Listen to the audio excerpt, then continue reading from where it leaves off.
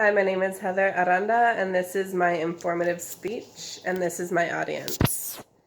Hello, I'm Angel. Heather. Donald. Harmony. Brendan. And these are my cue cards.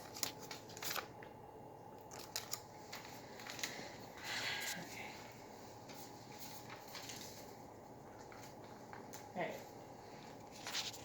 In the 1960s, there was two young men named Melvin and John.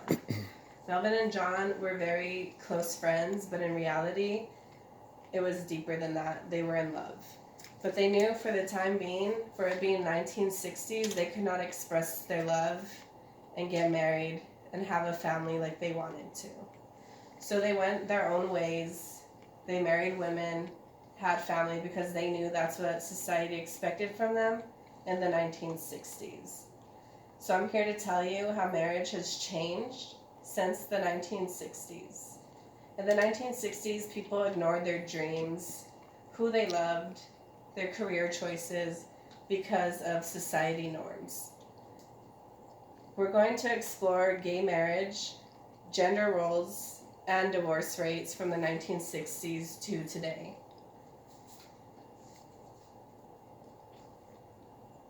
In September 19th, 1964 was the first gay rights movement. Gay rights were barely even becoming a thing in the 1960s. There was no way that two people could fall in love, become married, have a family, and have society accept them for that. According to Reuters.com, Massachusetts was the first state to legalize gay marriage in 2013. In June 26, 2015, the Supreme Court legalized gay marriage in all 50 states. And they require states to honor out-of-state marriage licenses throughout all of America. So that leads us to gender roles. In a gay marriage, there are no gender roles. There's two same sexes, so they can't choose who's going to be the woman and who's going to choose to be the man in a relationship. So in the 1960s, society and media dictated people on how their marriages should be. It showed wives on TV as being the homemaker, having children, not pursuing their career, not pursuing an education, that they should just stay at home, have children, and that's it. And for men, they were pushed to have careers that would financially provide for a family and their children. And it didn't matter if that's what they wanted to do or not. All that mattered was that they could provide for their family. In 2019, gender roles are not a big thing anymore. Women and men both work in a marriage. Women, according to Forbes.com, women make 80% of the decisions in a marriage.